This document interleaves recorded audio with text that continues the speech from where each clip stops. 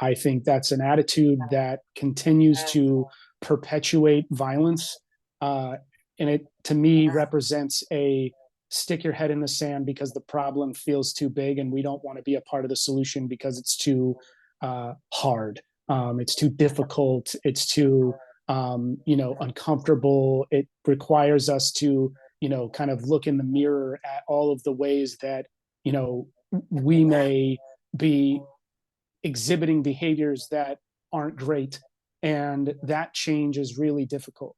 At an individual level, we as human beings abhor change. That comes from that, things that are horrible. We don't like, we don't like change that makes us uncomfortable for a bad reason. Like the loss of a loved one. That change is really, really challenging and difficult, and is really bad. Losing a job is really bad. But we also don't like positive change either in a lot of ways. That's why, people that win the lottery sometimes struggle with massive amounts of mental health problems, is that if you're not prepared for change, if you don't have an environment that supports that change, and, all this drastic change happens all at once, it can be very jarring on us, just from a biological and mental perspective. With that being said, there is change that needs to take place. As a society, we need to be more cognizant of the violence that we, kind of commit towards one another, especially the ways in which it creates so much trauma. As when we're talking about sexual violence in particular. To talk about your point about power versus kind of a lust argument, this is one of those that comes up a lot when you're talking about rape and sexual violence. Is it about power? Is it about sexual need and desire? And I think that the complication that arises is when we get too general with the idea, is that trying to find a one size fits all answer to why humans commit sexual violence against one another is really challenging, because sexual violence takes on so many forms. It's really hard to create that one size fits all understanding of why rape exists. And for scientists who take the natural selection perspective and just say that it all fits under one umbrella, it's disingenuous to the truth, and it's harmful to humanity and its understanding of how we can better society. Because if we just looked at two examples, right?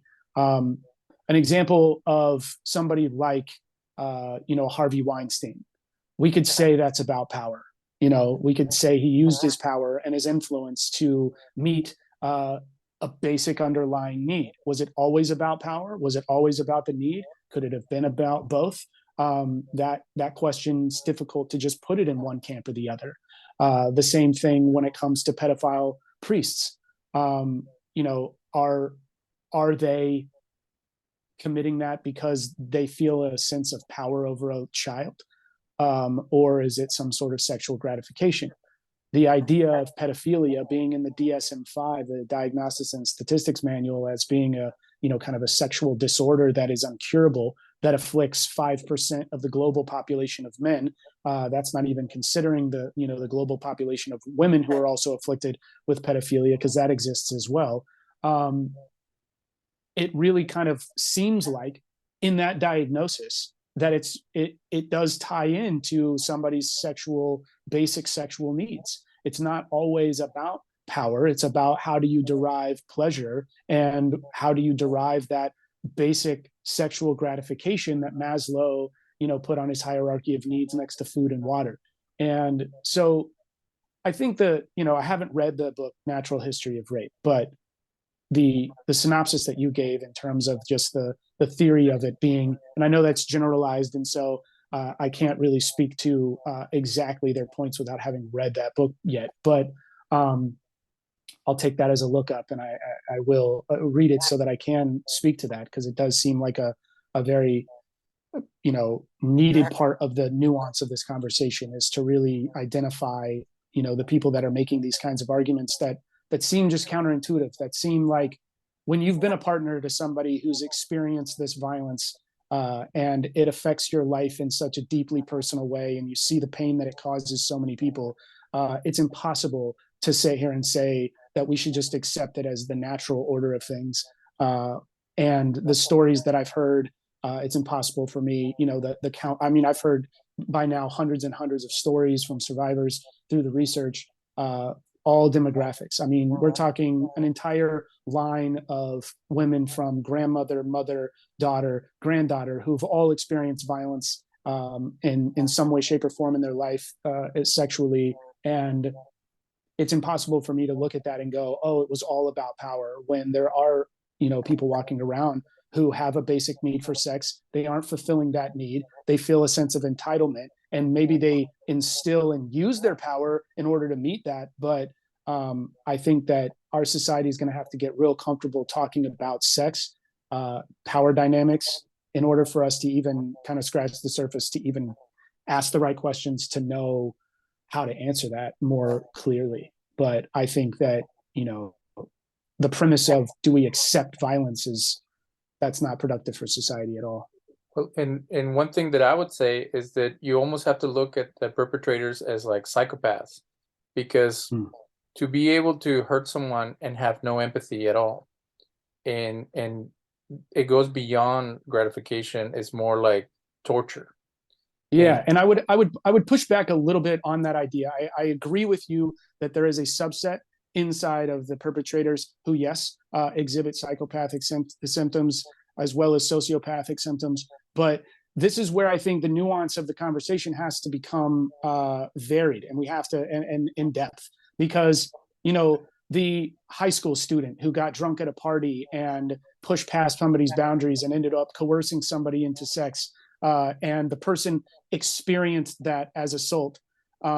I can't put that person in a category of saying that they're a psychopath or a sociopath, because they may not have known better, because society doesn't teach us these things. This isn't a conversation that we're willing to actually have at length and in depth around consent, around youth culture, around the fact that, every teen Hollywood movie makes it seem like, the boys' only goal getting out of high school is to get laid by any means necessary. And usually that means going to a party where there is intoxicated people, so it's not that there is this like 100% element that if you committed this crime, you are a sociopath and psychopath. That, that's where the cultural conversation becomes, how do we educate people better so that those types of environments don't exist, and we have better communication skills at meeting our needs. Because if I have a desire to have sex with somebody and I can't communicate that effectively, and I feel like my needs are going unmet, and all of a sudden it's a biological imperative, then, where's the responsibility lie? Is it all on the individual, or is it, a little bit accountable in society of how we've organized education around, helping people understand what their emotional connection to sex is, and their, ideas of what being in a healthy relationship are about, and how to communicate effectively. We need to be having these nuanced conversations rather than trying to lump it into labels, because I know the temptation is to look at the outliers, the really horrific crimes, right? There is absolutely psychopaths. There's absolutely sociopaths running around. There's a book called The Sociopath Next Door, which kind of characterizes the number. The number on it is 1 in 25 people are born with that sociopathy. And so they're just they're unable to feel feelings like the rest of us do. They can't feel empathy. That doesn't mean that every psycho and sociopath is a rapist. But when those kind of circumstances collide and create this perfect storm of a predator, then yes, that is absolutely horrible. And a lot of people are going to suffer in the wake of that. But we shouldn't just look at that as the image of what sexual violence is, because sexual violence is so varied. The more survivors we hear their stories, and that's why I think it's so important that the Me Too movement be culturally relevant and we continue to ask for those stories, is because the more we get to know the experience of survivors, then the more we actually begin to understand what it was like in the environment around them at the time, what it was like because of the perpetrator who actually committed those crimes, so we can get to understand, was it a psychopath? Was it a sociopath? Was it just some, random teen that just didn't know, any veteran was drunk and intoxicated and thought they had communicated well.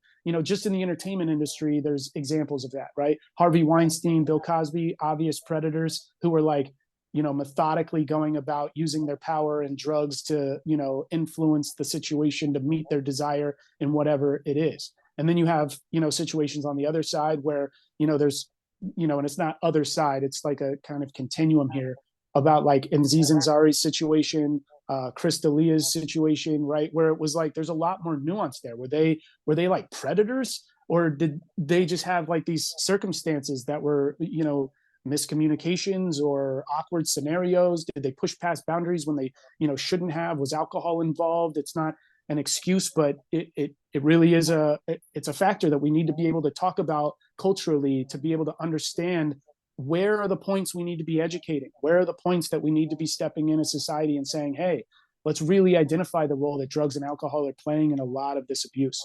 And really try to get a handle on that, try to get an understanding of where that is. We can make assumptions all day long, but until we actually have the conversations and like get the data and the details, I think we're doing a disservice to the survivors that have experienced that abuse and are living with that trauma day in and day out. So Shaun, we want to invite you to come back next week, because we've gone like macro level, and I still want to talk about some things that need to be addressed. And we're two guys talking about this. Yeah.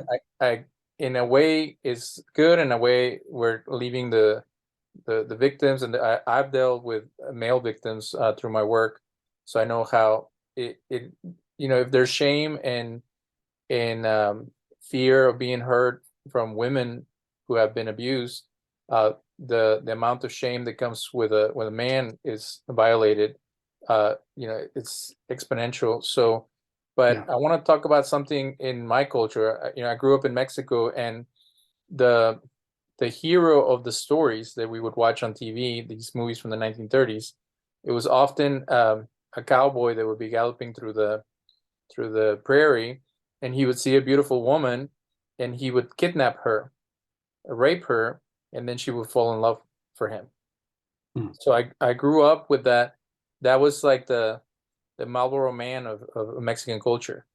And then I hear all these stories of people that they took a 15-year-old with a shotgun away from her parents, and all kinds of violent ways of making someone fall in love with you.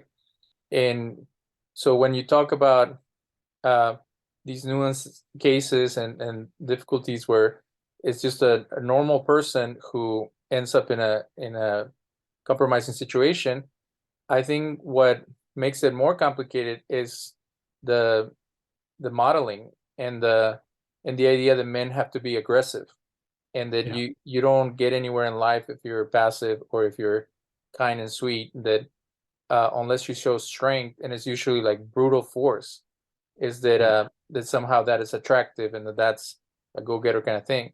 So then when you have now the pushback becomes the ridiculing of asking for consent, almost like asking for them to sign a piece of paper.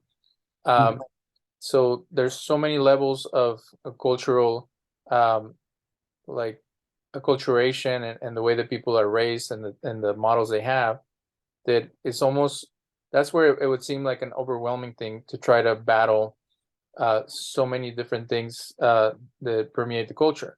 So in American culture, it's always the self-made man, the ladies' man, 007 that gets all kinds of women. So what would you say in your upbringing, how was the male role and the conqueror? In Mexico, we say you conquer someone's heart, and that's romancing them. And it's almost like a conquistador kind of thing. What did you see growing up that that supported that type of behavior? And we've had the attorney of the Guillen family on our show. I don't know if you're familiar with that horrible case. I'm not. No. This is the young lady from Houston who was at an army base, and this I don't know if he was her supervisor or what, kept on pursuing her, and she said no, and then him and his girlfriend murdered her. So it was an act of violence because of dismissing him and not accepting his advances. So in the military and in American culture, where do you see the failings and the promotion of this type of behavior? Because you're mentioning that there's so many levels. There's the personal level when you make poor choices or you make destructive choices and you have disregard for someone else.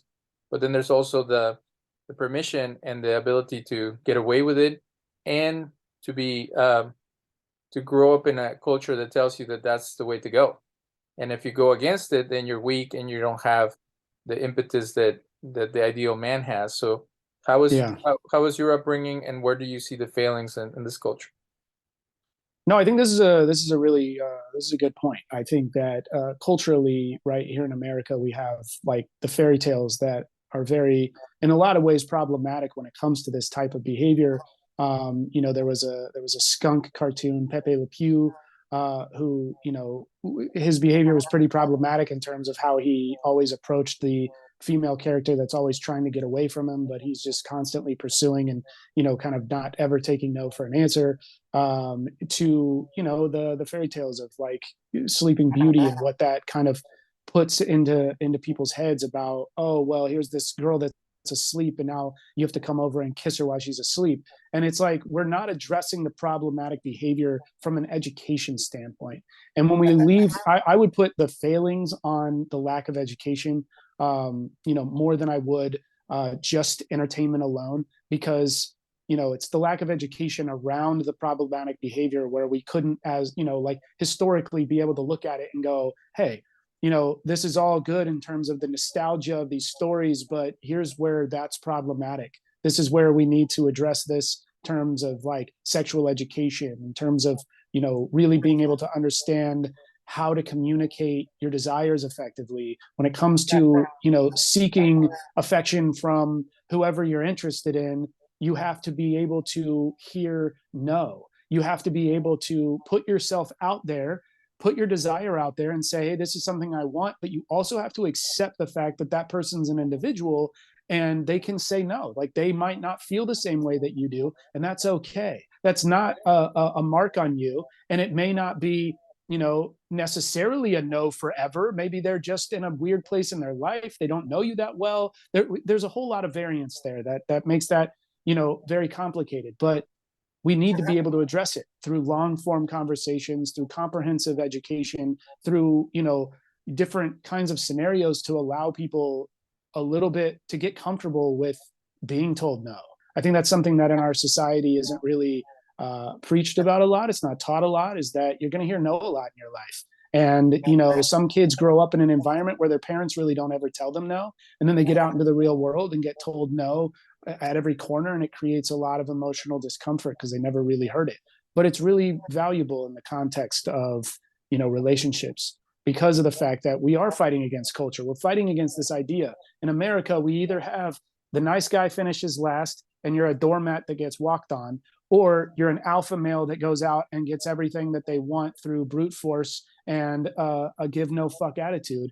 And yet really the moderation in between those two, there's a continuum that exists. That's like, you can be alpha, you can be confident, you can be kind as well. Like those two things don't have to exist separate from one another. You can be confident and you can be kind, and those two things can merge and be one. And we need to teach more young people about that idea, instead of it just being the loudest people on the side of being an alpha man and preaching this kind of just a really kind of a macho bravado attitude about it all, where it's like we're on the other side where it's just like continuing to get told that the nice guy finishes last and that you're never going to get what you want if you don't just go take it.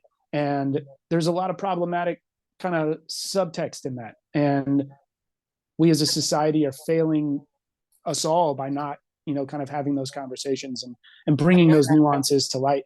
And I'm a huge proponent, and a lot of my content, the book is a lot about exposing the nuance, because I think we run into a lot of trouble in today's media day and age by generalizing everything and making everything into this like label that feels comfortable to wear, and that we have to like give it this bucket to sit in.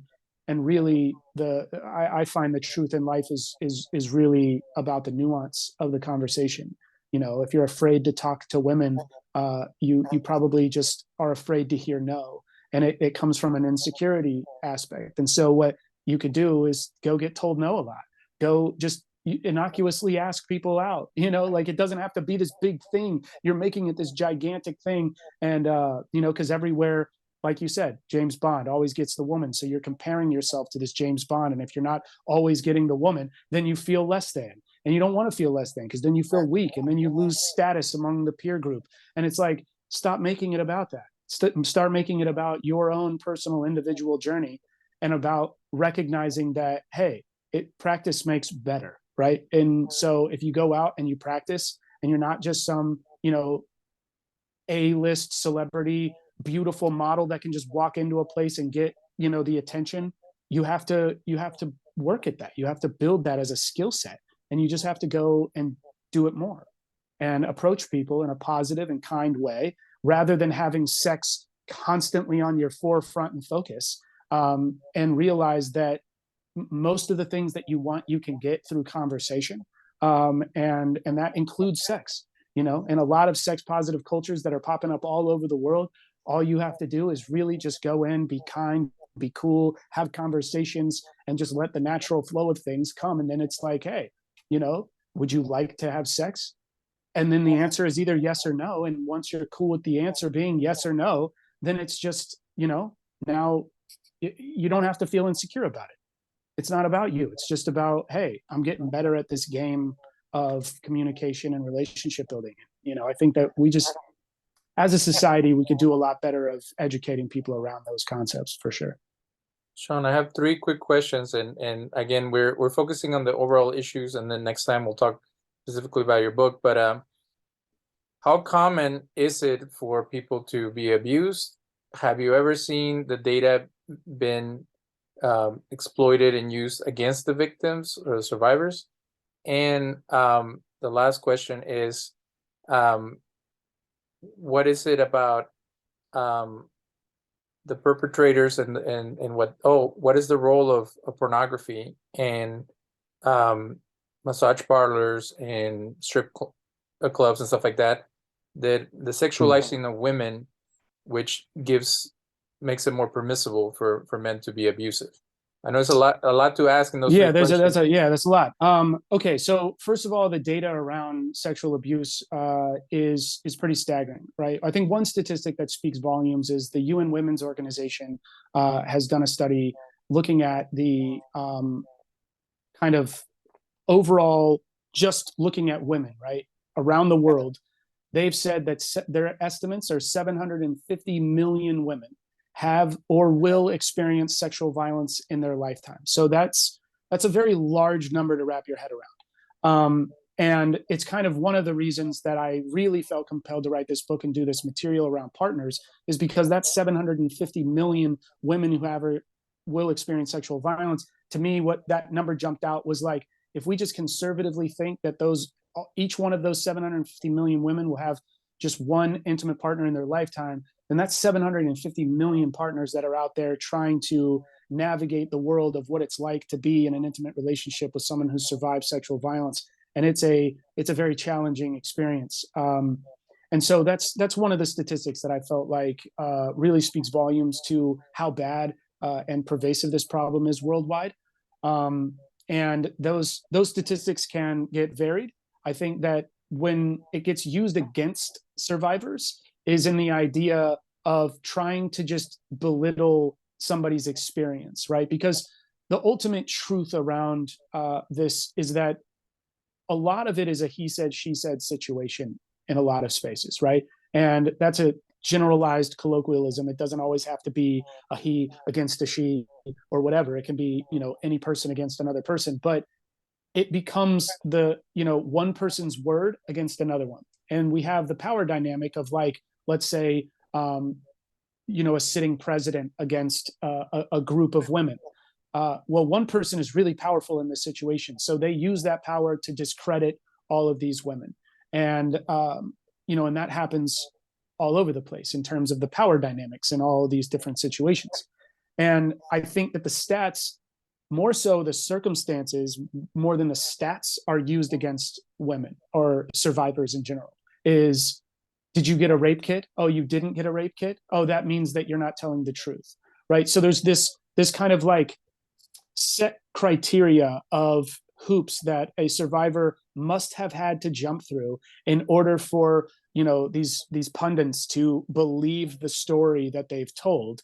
And yet what we've seen is that even when they've gone through and they've gotten their rape kit, what the stat they tend to forget about is the 250,000 rape kits that are sitting in America untested. You know, and even when those rape kits do get tested, the criminal courts don't actually press charges or hold anybody accountable 97% of the time. So, you know, it's the stats that I feel like it's how it's used against survivors is basically creating an impossible scenario that you have to have done all these things right in order to be believed.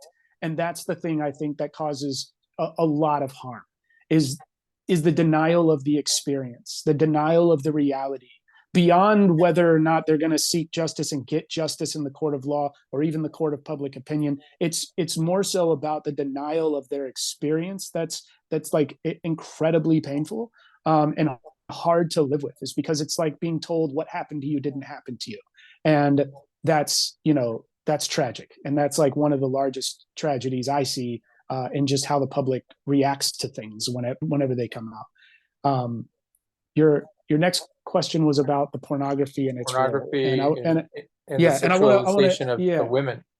Yeah, and I want to address that because it's very complex in this answer, so I'm going to try to keep it short, but know that this one question deserves a lot of time anyway. But we've seen from the 70s and 80s and the porn industry that was there during like the 60s, 70s, and 80s, we've seen a massive transition just in the last like 4 or 5 years where the individual who may have an exhibitionist side and wants to open up their sexuality or sees an economic opportunity, there's a lot more safety built in some spaces. Like they don't have to go and do scenes with a lot of, you know, dangerous people. They don't have to go and put themselves in those types of scenarios where they're in front of, you know, 15, 20 different people on set, all trying to, you know, get them and pressure them into doing things that they may not want to do. They can kind of do that in the comfort of their own home in front of a camera and only have people that they feel safe with participating in the creation of that in those videos. And I think that change is huge in the conversation of quote sex work and pornography in that space. I think the idea of objectification is one that's is very challenging in a lot of ways because I think the word is objectification is always looked at in every context as if it's always a bad thing. It's a very difficult conversation, and we're trying to hit all the points that we can during a 2-hour session. Just know that the reason I ask these tough questions is so we can really address things versus just skimming over the surface. If you like more information about his book, please check it out. It's available on all major book sellers. His book is titled When Your Partner Says Me Too, Your Role and Responsibilities in the Recovery Process. His book provides guidance to partners and survivors of sexual violence and how to best support them through the recovery process. As someone who's deeply passionate about supporting survivors and their loved ones, Shaun believes he could offer a unique perspective. His experience in the military taught him how to create a supportive and safe environment, particularly for those who have experienced trauma.